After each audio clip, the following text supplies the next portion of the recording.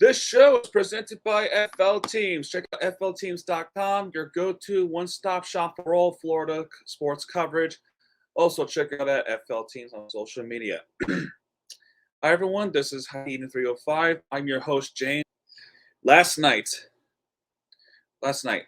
there was something that was unacceptable that sort of had me a bit ragey. So last night, actually, it was a couple of nights ago because I was actually away last night. So a couple of nights ago, there was a Florida Derby. So a Derby is like a rivalry, but also a fun, highlighted match for pretty much the week or at all. So we had a Florida Derby against Orlando City, and this is Inter Miami we're talking about. You can see it on the banner.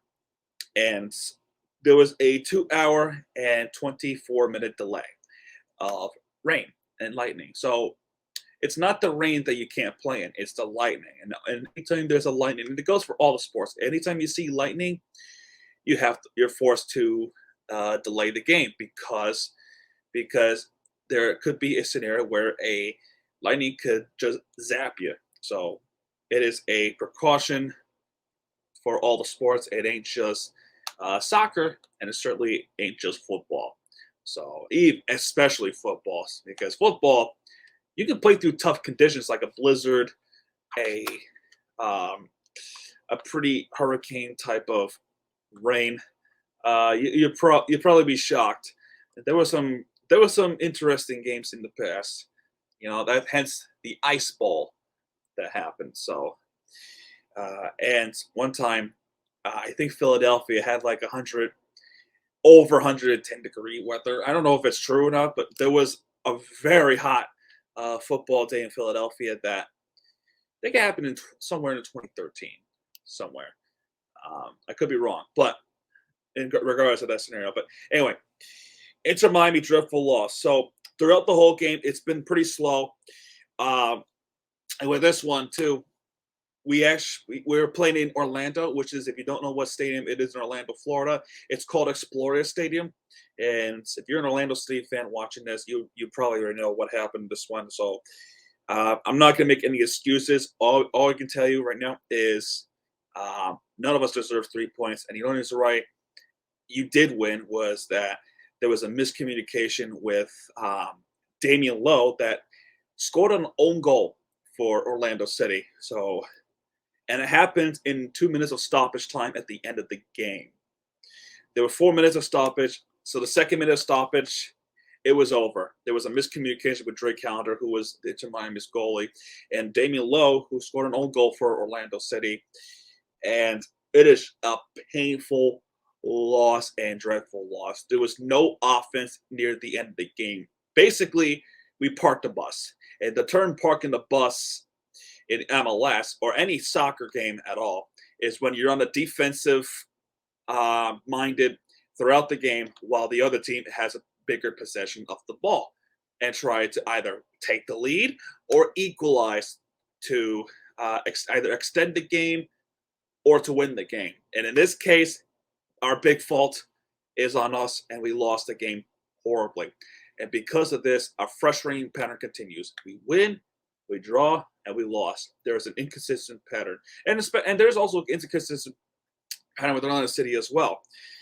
But playing in Orlando, there seems to be a kryptonite for us and a curse.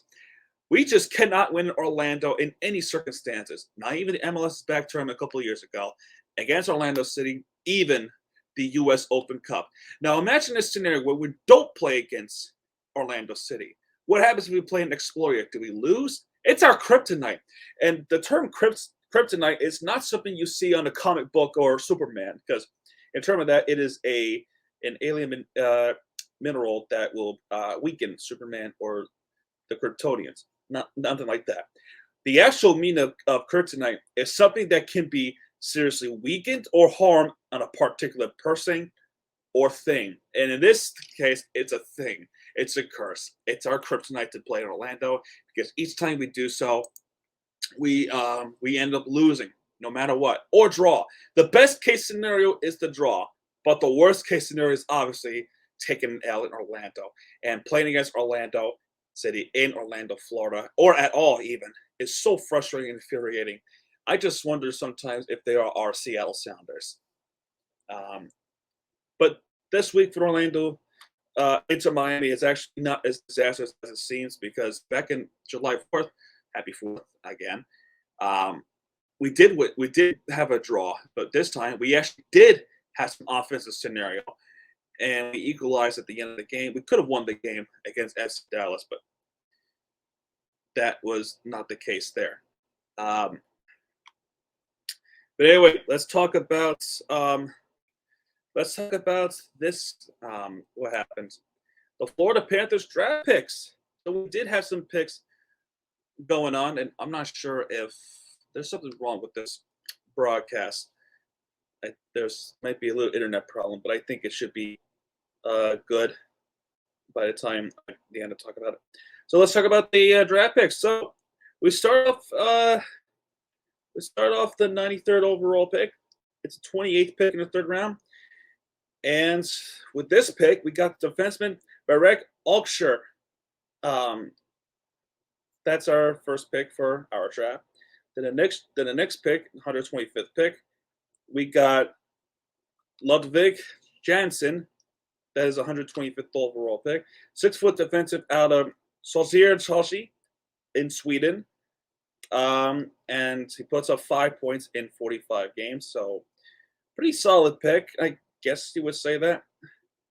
With 157th overall pick, the Florida Panthers have selected Sandis Vilmanis from Lea Hockey.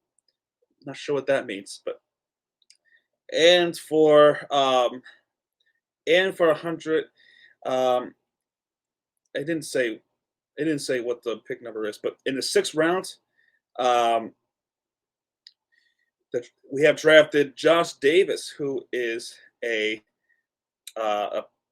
think it's a defenseman. It didn't say, but we also have it's a forward. He's a forward, but he's also a goal. But we also drafted a goalie, Tyler Mozeliak.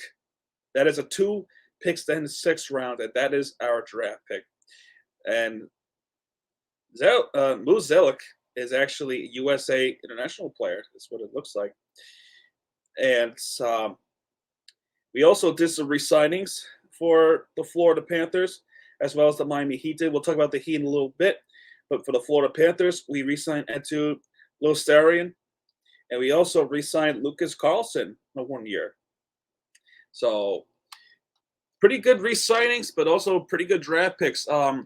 Lucas Carlson was one of the players who did that insane save back in that Carolina game back in February. If you remember, that puck was going to go into the back of the net, and he got a stick up just in time, at the right time too.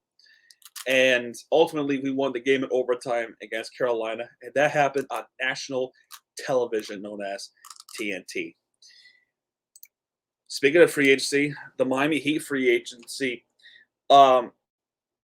there's really not much. Not much has happened in free agency. There's still some talks with Kevin Durant and Donovan Mitchell. It could go on throughout the summer. So let's be careful. Let's be mindful. Let's be patient. But regarding the re-sign, we do have one update. That's pretty much it. Just one. Restricted free agent Caleb Morton has agreed to a 3-year, $20+ million deal to return to the Miami Heat. So we re-signed him for a 3-year deal. This re-sign is actually pretty good. He was effective in the regular season. He can average up to 17 points. If he had a good game, he can average up to 24 points, as well as a good corner threes and a good slam dunk that I saw back when they were playing at Chicago. So really not much with the free agency. However, the Summer League has kicked off officially. We actually won 2 games actually this week alone. And on Saturday, July 9th, not a big disaster day, I'll say. We did play against Boston. It is 88-78 Miami in the Summer League. So normally we wouldn't talk much about the summer league at all, but because the summer is a drag and we only talk about the Miami Marlins, which we will talk about in just a moment, and Inter Miami, as FL teams has permitted me to. Um, nobody really talks much about the summer league other than the free agency. But Orlando Robinson actually have pretty good stats with 12 points. Nikola Jovic, our draft pick back in June, had 4 rebounds in this game. The other game against Golden State on, I think it was Tuesday, 25 points with 5 3-pointers. Now, this is a promising stat to look at, as well as a promising rebound stat that we can look forward to with Nikola Jovic, because he could be a Nikola Jovic, a next Dirk Nowitzki. Anthony Davis, the big guys I'm talking about, he could be one of them if he is treated right. But Highsmith with another free agent re-sign, not really a re-sign, but he is under the minor leagues with us. He has produced 14 points, and the guy on the bench, Mulder, with 23 points. Our next game in the summer league is tomorrow against Atlanta on ESPN 3. So maybe to look at if you're on an ESPN app or so. While we're talking about the summer league, the one note about the regular season coming up is we have high expectations coming up in October, and this is a scenario that we have been waiting for, because the Marlins is not going to satisfy our needs. Let's be real. The reason why I said D's because they have the inconsistent patterns, as well as Inter Miami has inconsistent patterns. The Dolphins coming up pretty soon. It's what we're looking forward to most, as well as the Miami Hurricanes, who are still making some big 5-star moves. And hopefully, if Dale does come back to the show, we'll talk more about that. But we do have another 5-star coming in 2023. So not only we're looking forward to, for us, the Hurricanes, turns out the Florida Gators also making some big moves. So we're not the only ones. And if we're going to be going to the SEC, then Florida Gators is going to be the team to look forward to the most. So it ain't just going to be the FSU rivalry, because that rivalry is still going to happen one way or the other. But Gators, we might have some hatred. I don't have any hatred towards the Florida Gators, because part of my family actually loves the Gators. But if we're going to SEC, then yeah, we're going to have a rivalry like no other if done right. So look forward to it, and it's pretty exciting what's coming forward. But regarding the Marlins week recap, before we talk about the All-Star, let's just say the Marlins actually have a pretty good week for the most part. We have swept the 4-game series in Washington, D.C. against the Nationals. Really, the only team who have been in a great downfall, the Washington Nationals. We took advantage of the fact that they are playing so terrible, and we did consistently beat against them. But what about the other teams like the Angels and the Mets? Alcantara did it again. He went 8 shutout innings with a few strikeouts. That is a little bit out of the zone, so the umpire is a little bit iffy. There was actually one ejection in the Angels game. Arizar Garcia that has been tossed out of the game. But Alcantara went 8 innings shutout with 10 strikeouts, including 2 of those against Mike Trout. So if it's not the best pitcher in the league, I don't know who is. We won that game, but guess who else we played against? Shohei Ohtani. So he proved himself that he can play, because he has beaten us 7 innings with 10 strikeouts as well. The only difference between Shohei and Sandy Alcantara in this series is that Alcantara did not give up a run. ESPN said Ohtani did not give up a run, and that may be true with the error, but He was responsible for the first inning score with the Garrett Cooper uh, sacrifice fly. So yeah, 10 strikeouts and 7 innings, and that's another difference. 1 inning difference. The 7 innings for Shohei and 8 innings for Sandy Alcantara. So a pretty big difference there. But Shohei is a pretty, very, very good pitcher, as well as Alcantara is too. Um, then we played the Mets. We lost 10-0 this game. Those two guys, actually three, Nimmo, Lindor, Davis, and you can add McCann in too, who has gotten hurt in this series. 10-0 New York. This game we rebounded with Pablo Lopez, and Pablo Lopez is also a good pitcher for us too, as well as Tanner Scott, who has made some incredibly bad choice. But we won this game 5-2 on a Friday night, the day of my grieving. But this game 5-2 made me feel a little better. Pablo Lopez gets a win.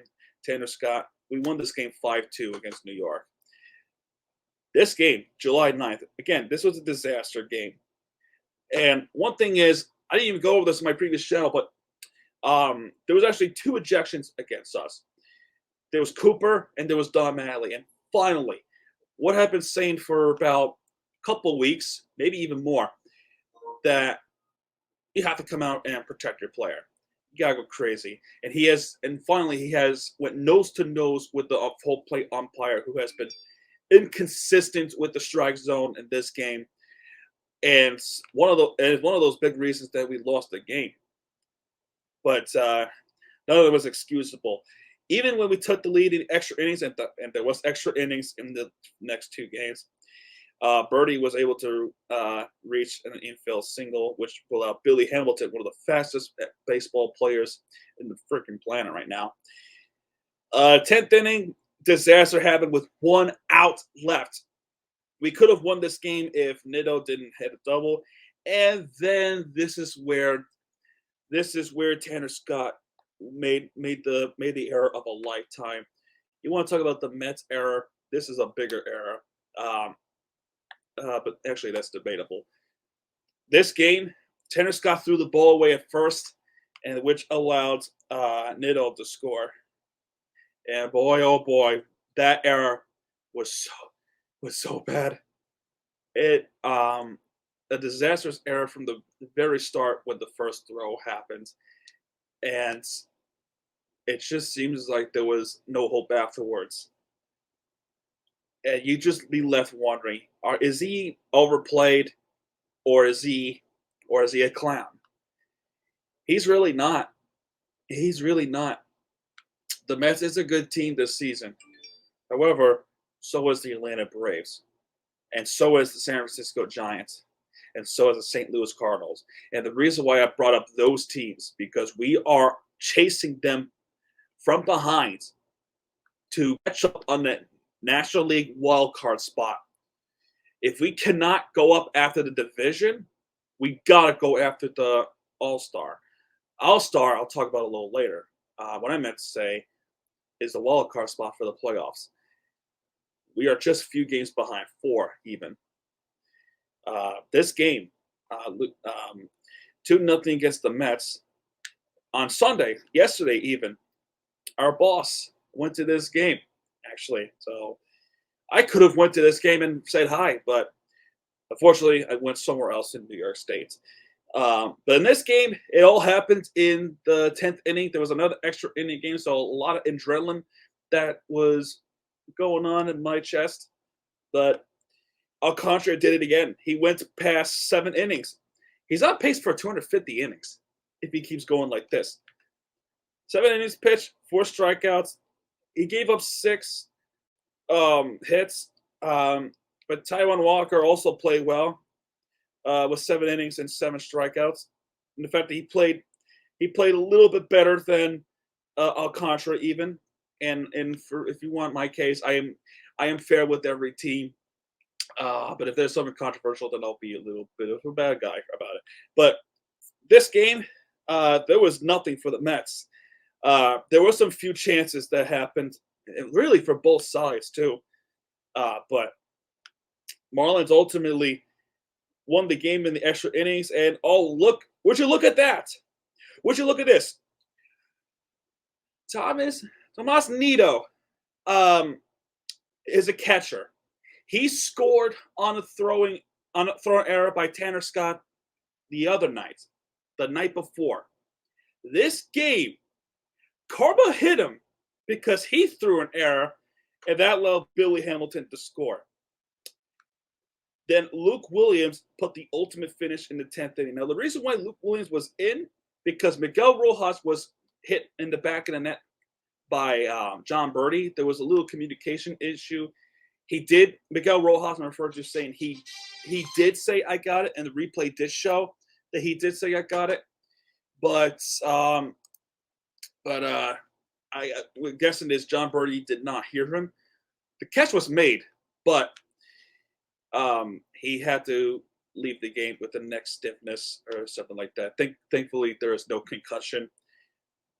But so Luke Williams had to step in for Miguel Rojas, and he was the one that ultimately won us the game. And Tanner Scott got his 12th save of the year for Miami Marlins. So Anthony Bender has been replaced officially. And he struck out Francisco Lindor to put the game away. And just as when things could not get any better for the Miami Marlins, this happens. Jazz Chisholm and Sandy Alcantara has been voted in to play in the National League All-Star. They're playing the All-Star game. Jazz first one of his career. Sandy Alcantara with his second one of his career. My other channel, I might have said it's his first one of his career. I was wrong. So I was clearly wrong. This is the second time. So this was very nice to know. Sandy coming in. He's pretty much the first Sandy Alcantara or the next Jose Fernandez, the great and late Jose Fernandez. We pay his respect and tribute to Jose Fernandez for giving us strength and giving strength to Sandy Alcantara. He will be missed. But this game, the MLB All-Star, I'm so excited to watch. I'm excited to watch these two play. Good things is happening, and it takes a lot of time, and it has taken a lot of time. But I think in this decade alone, if everything goes according to plan, we may be a sports city to be reckoned with. New York is already on the rise of being a sports city to be reckoned with, and so is Los Angeles, and even parts of Boston too. Yeah, Boston, one of our big rivals cities too. With High Heat 305, episode 3 concluding, I want to say thank you all for watching or listening to this podcast. There was no guest this week. It's just me. Hopefully next week we get a guest, and hopefully the internet is still good. Thank you guys so much for watching or listening. If you have, please subscribe to FL Teams. And that's pretty much it, folks. This is James. We're about to turn off the studio. Good night, everybody. Have a good day. And remember, folks, our time is coming. You just don't know it. Good night, everyone.